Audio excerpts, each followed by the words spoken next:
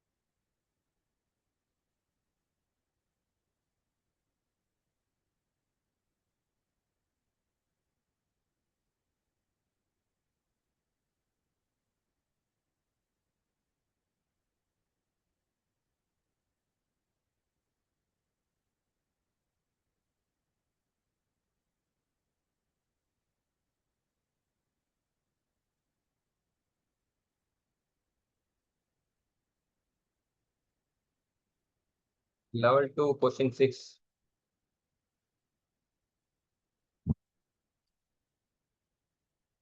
Question 6 வாசிங்க.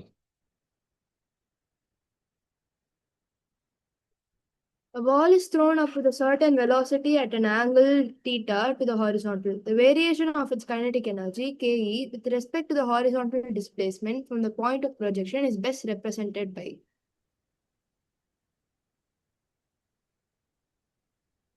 இப்போ kinetic energy வந்து எப்படி இருக்கும்னு தான் கேட்குறானுங்க. ஃபர்ஸ்ட் ஆரம்பிக்கும் போது கைனடிக் எனர்ஜி மேக்சிமமா இருக்கும், முடியும் போது மேக்சிமமா இருக்கும், உச்சியில ஜீரோவா இருக்கும். உச்சியில ஜீரோவா இருக்குன்னா வந்து கண்டிப்பா பி ஆப்ஷன் வராது. லீனியரா மாறுமா பேரபோலாவா மாறுமா அப்படின்றது தெரியணும். கண்டிப்பா பேரபோலாவா தான் மாறும். ஏன் ஏன் அங்கிள் எனக்கு தெரியும். வேரி ஆயிட்டே இருக்குமா? ஏன் அப்படின்னு பாத்தீங்கன்னா, ஏன் வி ஸ்கொயர் இருக்கனால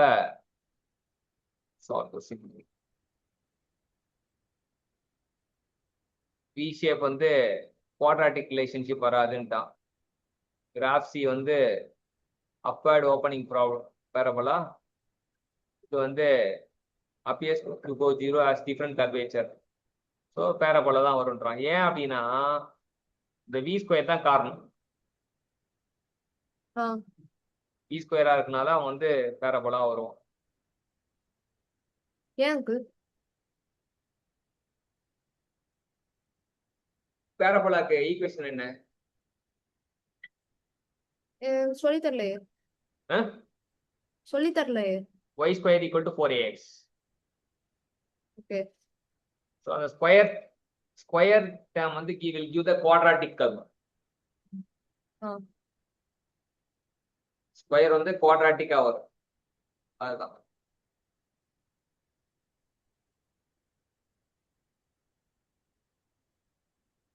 So option C is correct.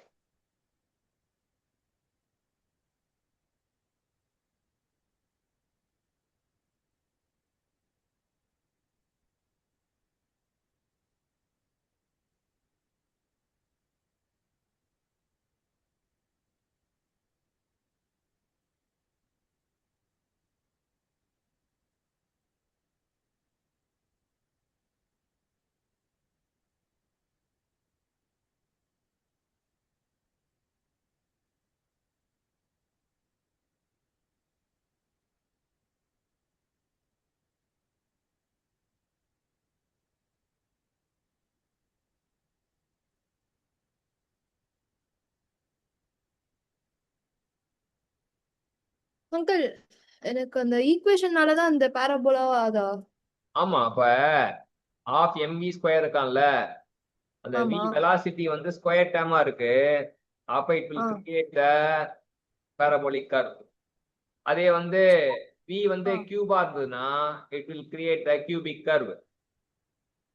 Cubic curve எப்படி இருக்கும்? இந்த இப்படி போய் இப்படி வருமா? இன்னும் கொஞ்சம் நல்லா வளைஞ்சிருக்கும், அவ்வளவுதான். பேரபோலாவோட நல்லா வளைஞ்சிருந்தா cubic curve. ஏற ஏற ஏற பவர் ஏற ஏற அந்த வளைவு வந்து நல்லா இருக்கும்.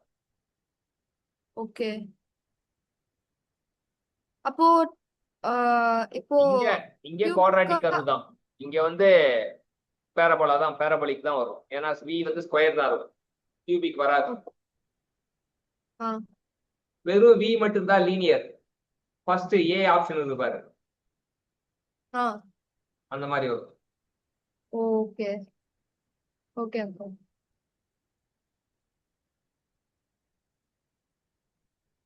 ஓகே, அடுத்த கொஸ்டின் அங்கிள். அடுத்த கொஸ்டின் வாசிங்க. If the force acting on a body is inversely proportional to its speed, then kinetic energy of the body is force acting on the speed ஃபோர்ஸுக்கும் ஸ்பீடுக்கும் ரிலேஷன் கொடுத்துருக்கான், கைனடிக் எனர்ஜி கேட்கறான்.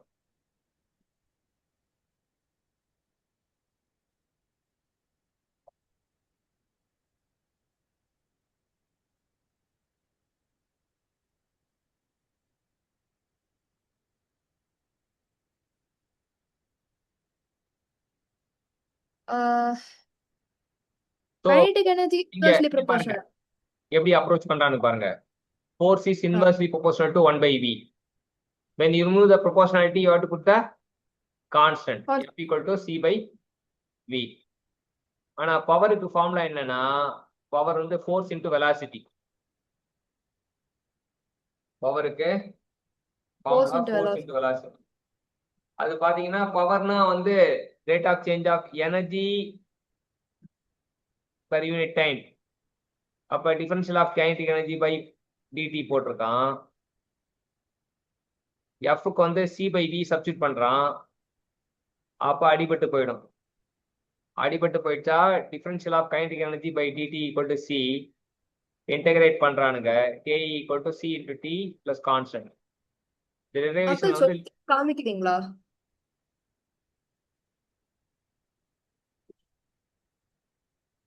Uncle?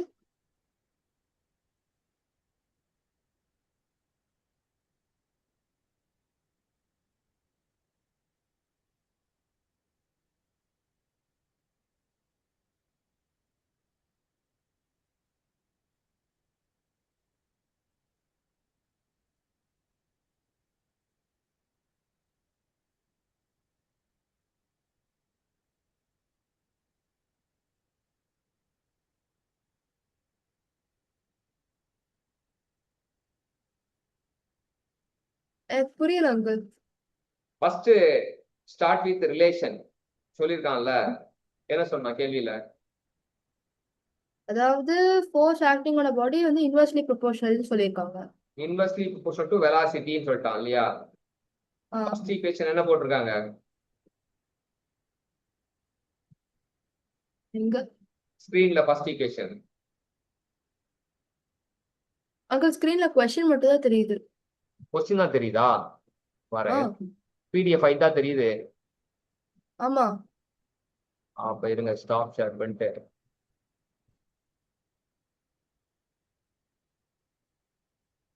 இப்ப என்ன தெரியுது? இப்ப தெரியுது, இப்ப தெரியுது.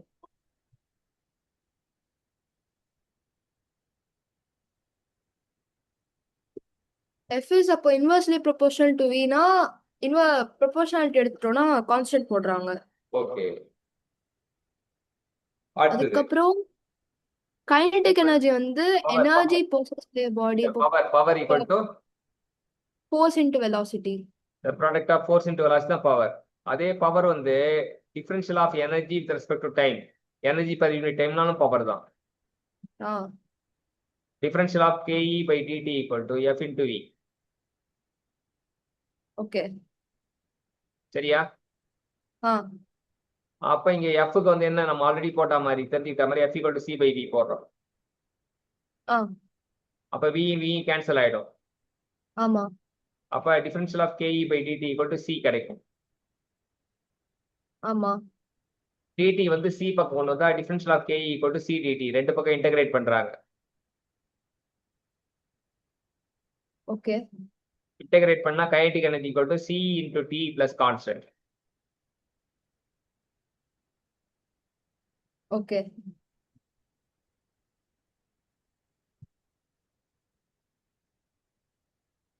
இதான் நம்ம தெரிஞ்சுக்க வேண்டிய விஷயம். இப்ப என்ன சொல்றேன்னா kinetic energy is a linear function of time.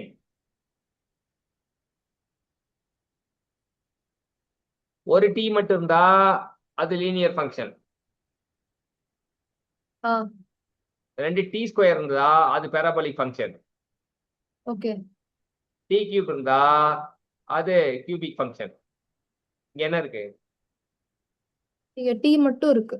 அதனால லீனியர் ஃபங்க்ஷன் ஆஃப் டைம் சொல்லி தீர்ப்பு வழங்குறோம். Okay directly proportional to time. இப்ப நம்ம கேள்வியோட PDF உங்களுக்கு தெரியுதா தெரியலையா? தெரியும். கேள்வி தெரியல அங்கிள்.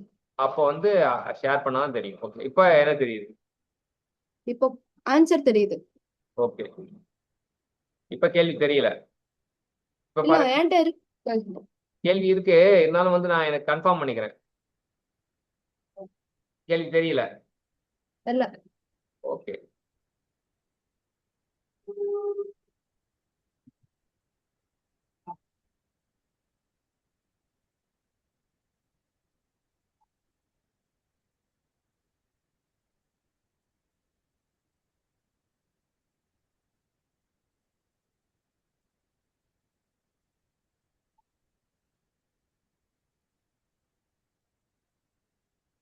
எட்டாவது கொஸ்டின் பாத்துருவோம். ம்.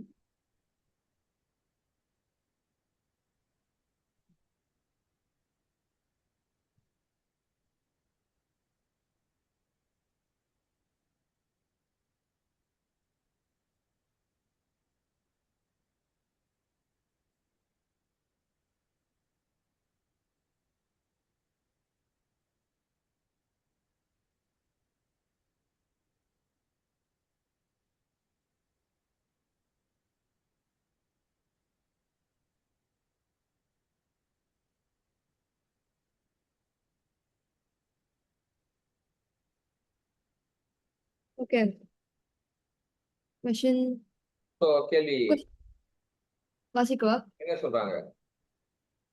The position dependent force is equal to 7 minus 2x plus 3x square. Acts on a small body of mass 2 kg and displacement from x equal to 0 to x equal to 5. The work done is. So வந்து என்ன அப்படின்னா F கொடுத்துருக்காங்க. Work வந்து F into dx. Initial position வந்து 0, final position 5 metre, mass 2 kg கொடுத்துருக்காங்க. Integrate பண்றோம். 7 வந்து integrate பண்ணா 7x வரும். minus 2x இன்டகிரேட் பண்ணா x ஸ்கொயர் பை 2 வந்து 2 கேன்சல் ஆயிட்டு minus x ஸ்கொயர் மட்டும் வரும். 3x ஸ்கொயர் வந்து x ஸ்கொயர் மட்டும் இன்டகிரேட் பண்ணா x கியூப் பை 3 3 கேன்சல் ஆயிட்டு வேற x கியூப் மட்டும் இருக்கும். Limit upper limit 5, lower limit 0. Substitute பண்ணோம், 5 மட்டும் சப்ஸ்டிட் பண்ணா நமக்கு என்ன வருதுன்னா ஒர்க் டன் வந்து 135 ஜூல். லோயர் லிமிட்னா 0, அப்ப 2 கழிச்சா 135 joule. Integration F into dx போட்டோம்னா நமக்கு கிடைச்சிடும்.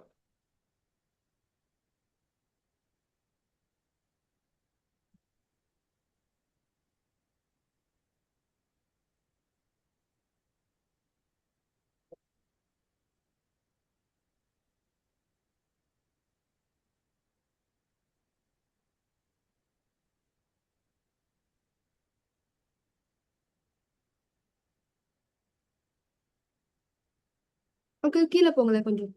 இப்ப இன்டகிரேஷன் தான். இன்டகிரேஷன் 7 இன்டகிரேட் பண்ணா என்ன வரும்? 7x 2x இன்டகிரேட் பண்ணா என்ன வரும்? minus x square minus 3x square integrate பண்ணா x cube. அவ்வளவுதான். Upper limit lower limit.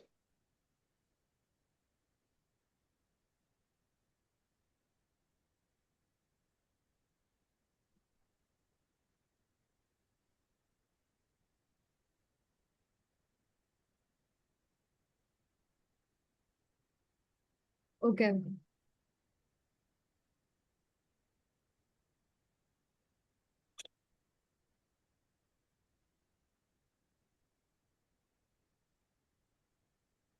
எனக்கு புரிஞ்சிருச்சு. கிளியரா? ஆ டவுட் ஏதாச்சும் வந்துச்சா? இல்ல. சரி, இந்த கேள்வியை எக்ஸ்பிளைன் பண்ணுங்க பாப்பா எனக்கு. ஒரு நிமிஷம்.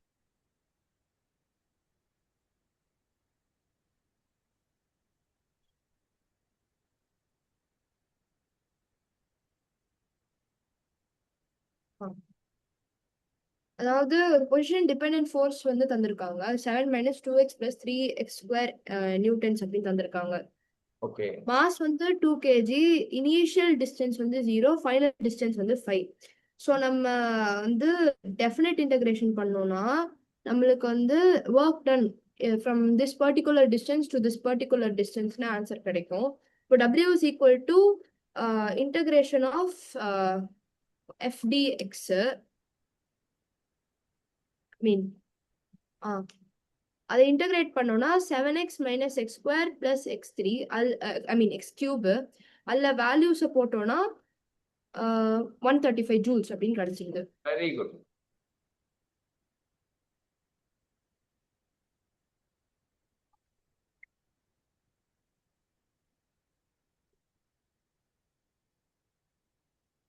நைன்த் கொஸ்டின் என்ன சொல்லிருக்காங்க?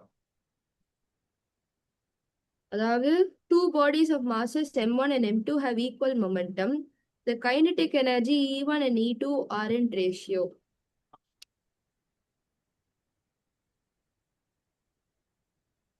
ஸோ நமக்கு கைனடிக் எனர்ஜிக்கு ஃபார்முலா என்னன்னா momentum square by 2m.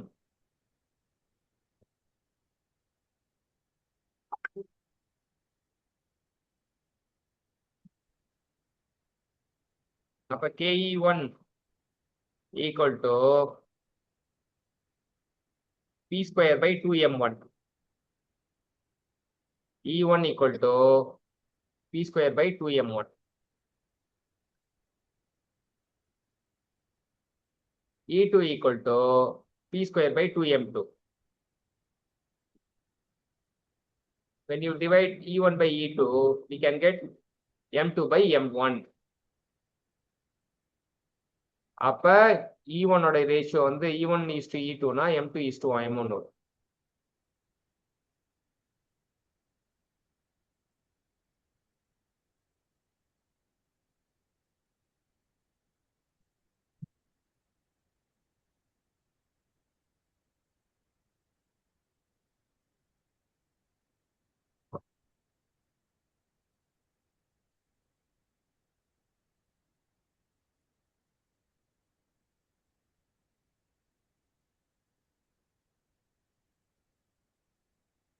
Okay, okay. Inversely proportional அவ்வளவுதான். Energy inversely proportional to mass when we have same momentum. அதான் நம்ம தீர்ப்பு.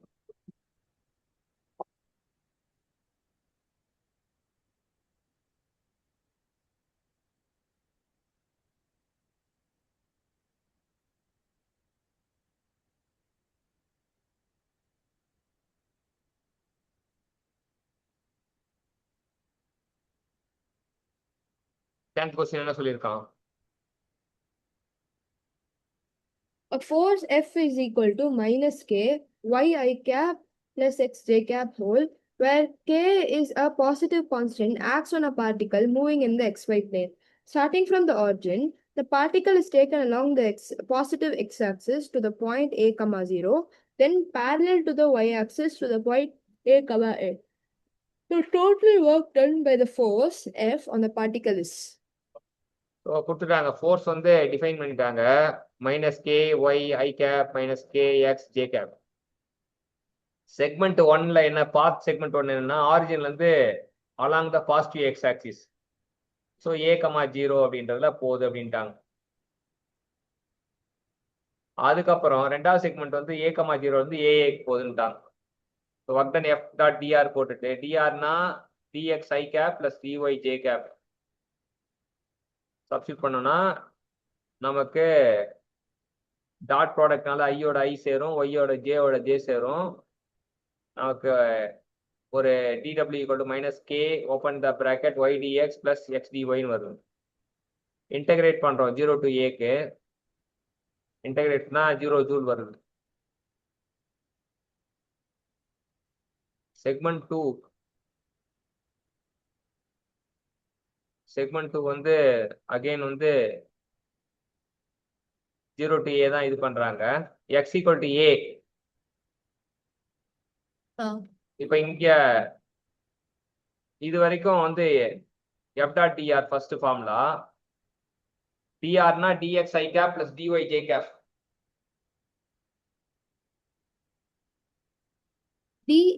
TW னா dwன்றது அது எலிமெண்டரி ஒர்க்கு. ஓகே ஓகே போது dw எடுத்துக்கிறாங்க. அந்த இன்டகிரேஷன் சிம்பிள் தூக்கத்துக்காக dw வருது. Okay dw equal to f dot dr. w equal to integral of f dot dr.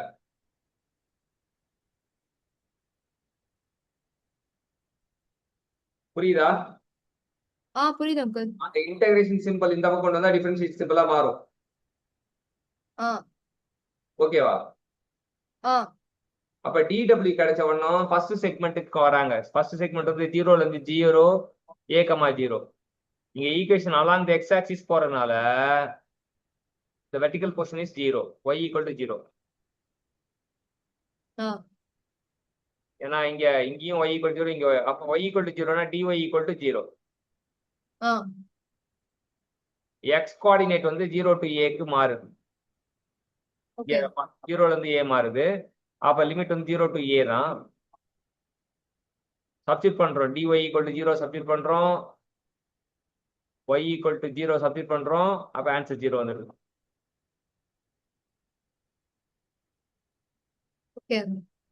இந்த இதுல பாத்தீங்கன்னா y equal to 0 வந்து நம்ம அந்த ரெண்டு பாயிண்ட் வச்சு நம்ம கண்டுபிடிக்கலாம். y ஐ டிஃபரன்ஷியேட் பண்ணா dy equal to 0ன்னு வந்துடலாம். செக்மெண்ட் 2க்கு வராங்க. செக்மெண்ட் 2 என்ன சொல்றாங்க? அதாவது a, a தான் அதோட பாயிண்டா? a, 0ல இருந்து a, a வரைக்கும் போறோம்.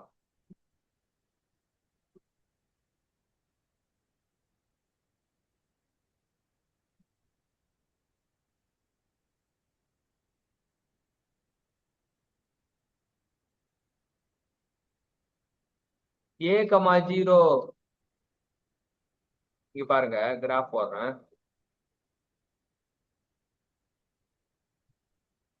இதான் வந்து இந்த இடம் தான் வந்து a, 0. இங்க இருந்து நான் போறேன். எங்க போறேன்? இங்க போறேன். இந்த இடம் தான் வந்து a, a. இந்த லைனுக்கு பேரு x equal to a.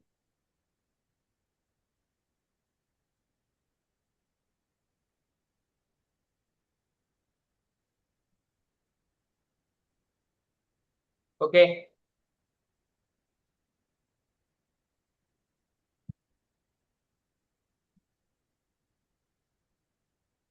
புரியுதா? புரியுது uncle. x equal to a, dx equal to 0. அப்ப சப்ஸ்டிட் பண்றாங்க. அப்ப மைனஸ் kA dy வருது. இன்டகிரேட் பண்ணா y வந்து varies from 0 to a. Substitute பண்ணா மைனஸ் kA ஸ்கொயர் வருது. ரெண்டுத்தையும் கூட்டினீங்கன்னா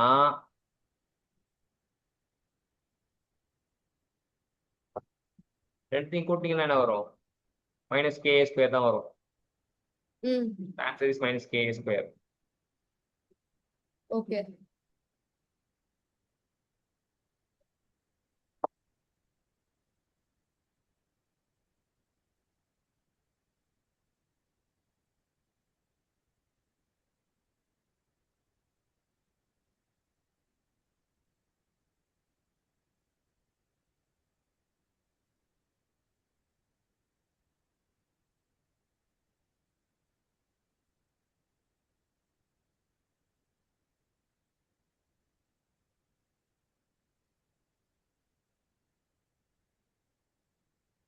ஓகே, இப்போ அடுத்த கேள்வி வரும்.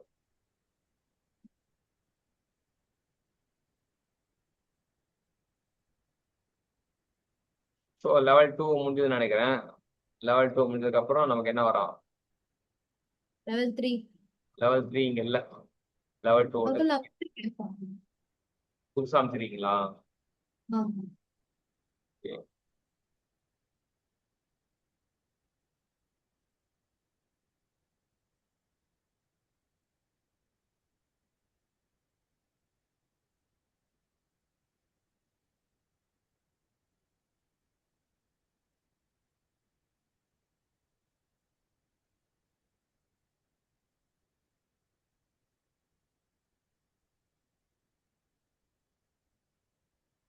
லெவல் 3.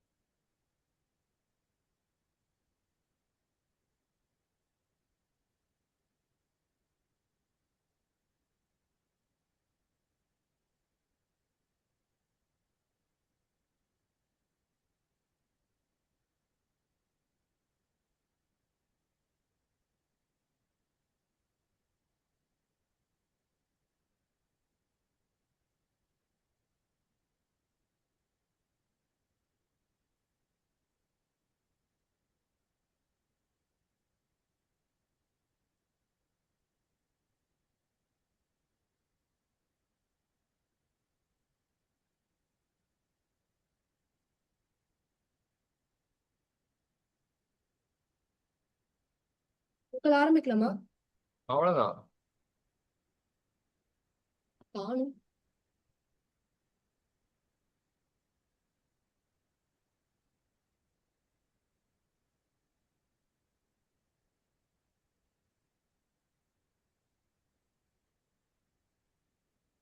லெவல் 3ல கொஸ்டின் 1.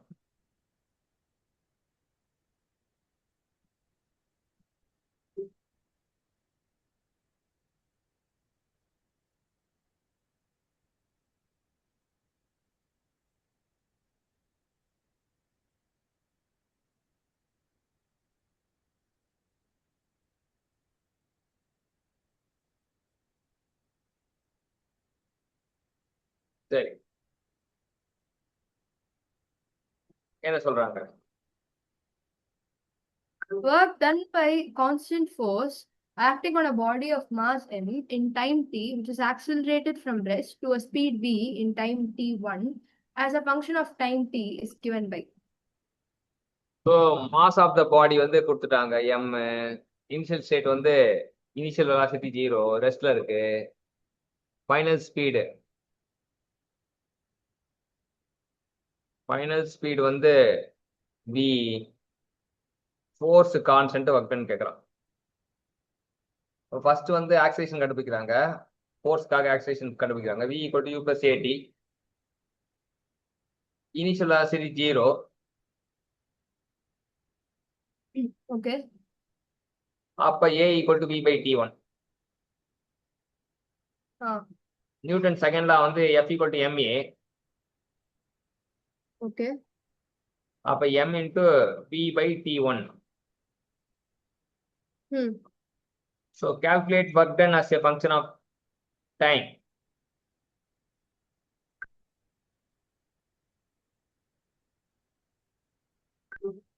So A வந்து போடுறாங்க. Find the velocity at any time Vt equal to Q plus AT சொல்றானுங்க. அப்ப V by T1 போட்டா Vt by T1 அப்படின்றது கண்டுபிடிக்கிறாங்க. எனி டைமுக்கு வந்து வெலாசிட்டி அட் எனி டைம் வந்து கண்டுபிடிக்கிறாங்க. ஃபர்ஸ்ட் வந்து ஃபோர்ஸ் கான்ஸ்டன்டா இருக்கு, ஆக்சிலேஷன் ஆல்சோ கான்ஸ்டன்ட். இந்த ஏன் கண்டுபிடிக்கிறாங்கன்னா ஃபோர்ஸ் கான்ஸ்டன்டா இருக்குன்னு கேள்வியில் சொல்லியிருக்கானுங்க.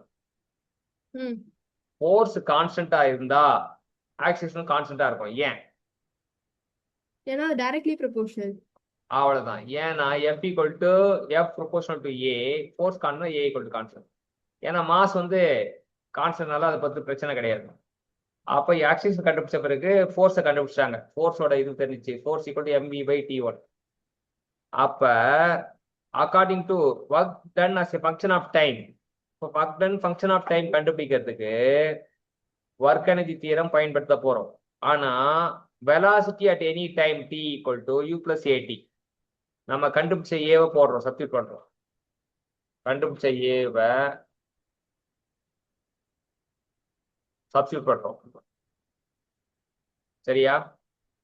அப்ப velocity at any point of time அதை வந்து எப்படி செல்லமா கூப்பிடுறாங்கன்னா v சபிக்ஸ் t. அப்ப u0 போடுறாங்க, a வந்து v பை t1 போடுறாங்க. அப்ப v suffix t equal to v into t divide by t1.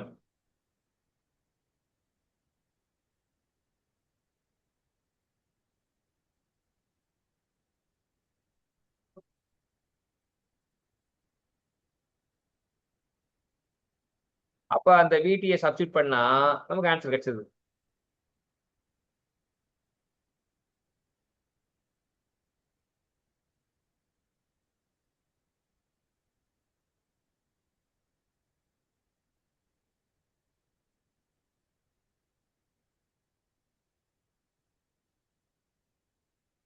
ஓகேவா? Okay uncle. சொல்லுங்க, இந்த ப்ராப்ளத்தை அப்படியே எனக்கு அப்படியே எக்ஸ்பிளைன் பண்ணுங்க. ஒரு நிமிஷம்.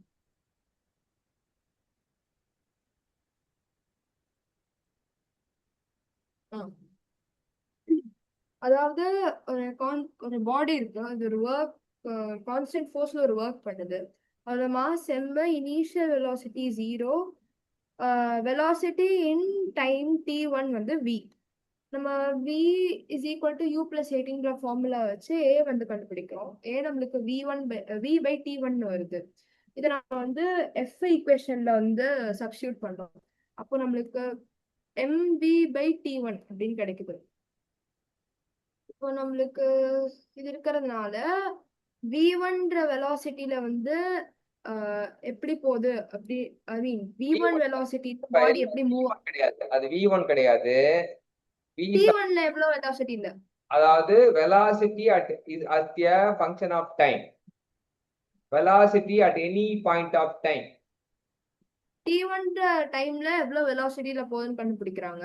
இப்போ v1 is equal to vt by t1 வருது. அப்போ நம்மளுக்கு ஒர்க் எனர்ஜி தியரம் படி work done is equal to change in kinetic energy. இப்போ work done by time t1 is equal to kinetic energy final minus kinetic energy initial. அதை நம்ம போட்டோம்னா kinetic energy final வந்து kinetic energy in time t1. அப்போ அது வந்து half m v t t whole square. அப்போ அந்த vt இருக்கிற இடத்துல வந்து v1 ஓட ஈக்குவேஷன் நம்ம அப்ளை பண்ணி போட்டோம்னா vt by t1 அப்படின்ட்டு வரும். அது ஹோல் ஸ்கொயர் போட்டோம்னா half m v square by t1 square t square அப்படின்னு வந்துருக்கு. இங்க நீ ஒரு விஷயம் தப்பா பண்ணிட்ட. அது v1 கிடையாது, v சஃபிக்ஸ் t. இது வந்து v1 கிடையாது. ஸ்டெப் 1ல இருக்கிறது v1 கிடையாது, v சஃபிக்ஸ் t. அந்த v சஃபிக்ஸ் t னா என்னன்னா velocity at any point of time t. Okay okay. அவ்வளவுதான் இந்த கேள்வி.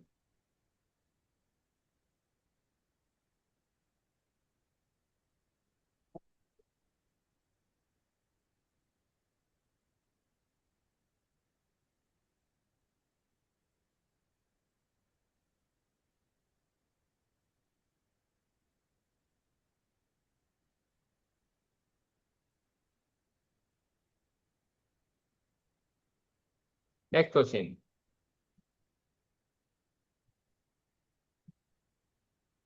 ஒரே நிமிஷம்.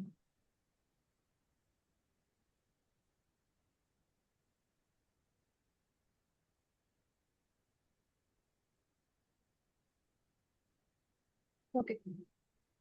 Next question வந்து a force of 0.5 Newton is applied on the upper block as shown in the figure. The work done by the lower block on the upper block for displacement of 3 meter of the upper block is கேட்டிருக்காங்க. So uncle நீங்க நம்ம work energy theorem வச்சு எல்லா kinetic எனர்ஜியும் போட்டு answer வந்துரும்ல. ஆமா. இப்ப இதுல என்ன பண்ணிருக்கான்னு பாப்போம். அப்பர் பிளாக்கோட மாஸ் வந்து 1 kg சொல்லியிருக்கானுங்க. லோயர் பிளாக் வந்து 2 kg சொல்றாங்க. அப்ளைட் ஃபோர்ஸ் அந்த அப்பர் பிளாக் வந்து 0.5 நியூட்டனு.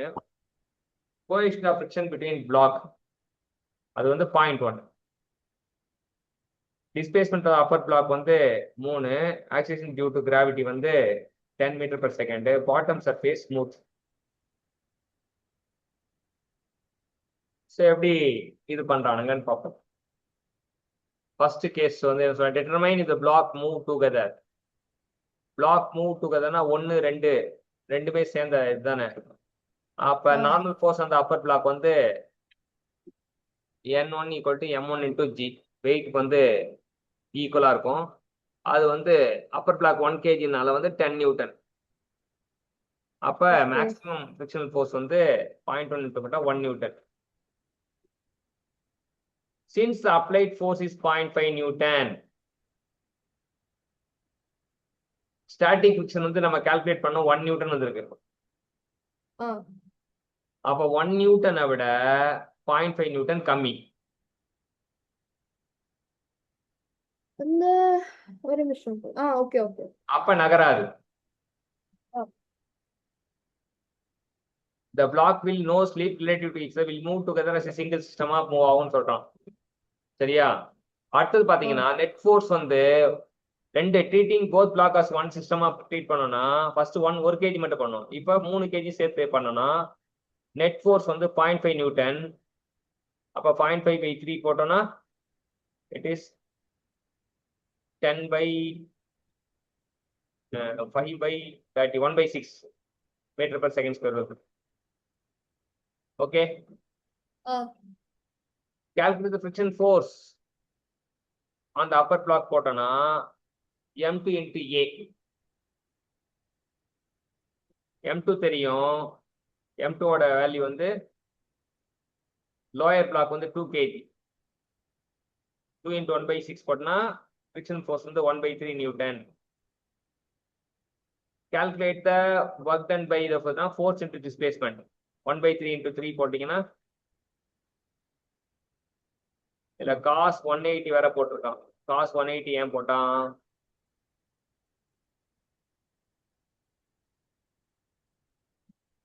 அது ஆப்போசிட் டைரக்ஷன்ல போகும்.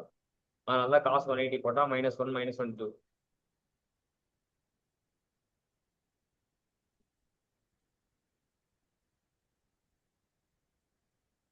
இந்த cos 180 தான் ரொம்ப முக்கியம். ஏன்னா வந்து ஒரே நிமிஷம் மேல நகர்த்தணுமா? இங்க ஓகே. 2 வந்து 2 kg பிளாக்குக்கு இருக்கிற ஃபிரிக்ஷனா?